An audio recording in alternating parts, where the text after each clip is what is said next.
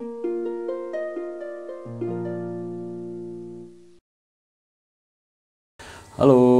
Assalamualaikum warahmatullahi wabarakatuh. Ketemu lagi di vlog Juru Baca. Saya Hasan Aspahani.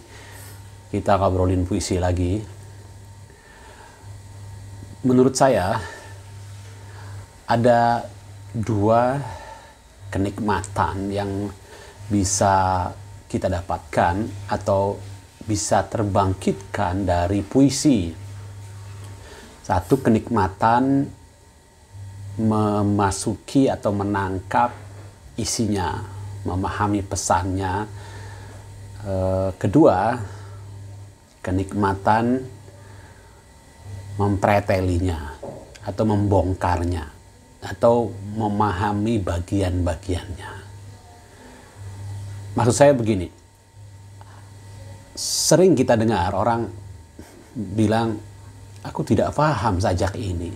Apa bagusnya sajak ini? Aku nggak ngerti. Ini penyairnya mau ngomong apa sih? Terhadap sajak yang sederhana, terhadap sajak yang pesannya mudah ditangkap, dia menikmatinya. Jadi sajak memang bisa membangkitkan kenikmatan dengan cara seperti itu kepada pembacanya.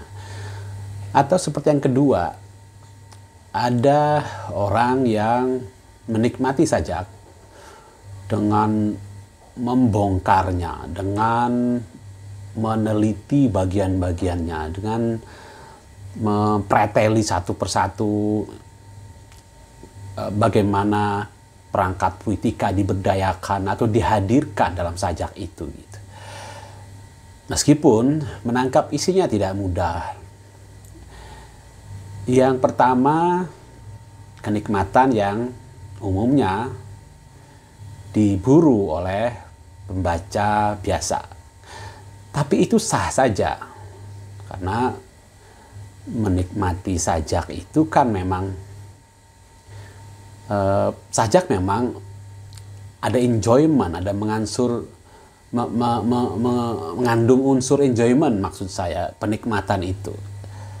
Untuk yang kedua, sajak memang seperti dikatakan oleh Kunto Wijoyo dalam pengantarnya untuk buku Jawawi Imron, sajak itu juga semacam intellectual exercise. Sajak itu adalah lahan atau ladang atau bahan bagi seorang kritikus atau seorang yang memahami teori-teori sastra untuk menggunakan pisau-pisau bedah analitisnya, pisau-pisau bedah analisa, atau kritik itu untuk memahami, menilai si sajak itu sebagai sebuah karya sastra, sebagai sebuah cipta sastra. Gitu.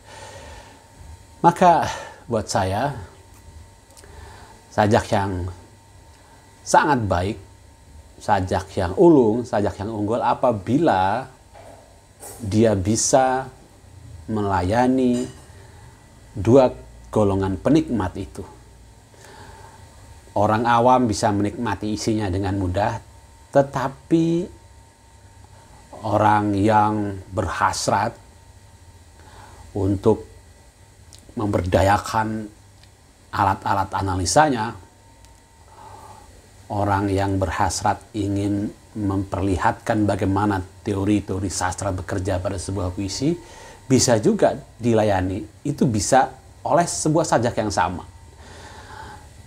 Sajak Aku Ingin misalnya. Banyak yang suka tanpa memahami apa isinya. Tanpa memahami benar bagaimana puitika, alat-alat puitika bekerja pada sajak itu atau diberdayakan pada sajak itu. Tapi orang yang paham puisi, orang yang paham teori, bisa juga melihat bagaimana keunggulan sajak itu lewat memperhatikan bagaimana, ya itu tadi, bagaimana perangkat-perangkat puitika diberdayakan oleh si penyair di dalam sajak itu. Sebagai penulis, tantangannya saya kira itu. Bagaimana kita membuat sebuah sajak yang bukan berkompromi, tapi kita ikhtiarkan, kita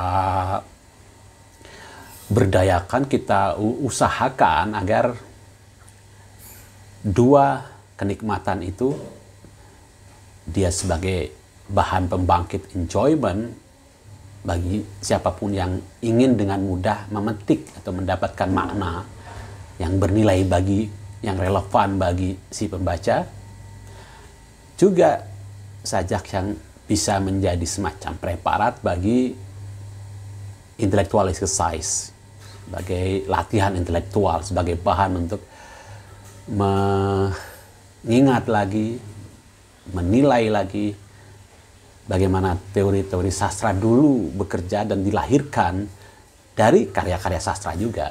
Jadi bagaimana bisa mengembalikan teori sastra kepada karya sastra di dalam sajak kita. Itu menurut saya tantangan yang asik untuk ditaklukkan bagi siapapun yang ingin menulis sajak. Mudah-mudahan ada manfaat. Kita ketemu lagi di vlog berikutnya, di video berikutnya dengan pembicaraan yang lain. Terima kasih. Assalamualaikum warahmatullahi wabarakatuh.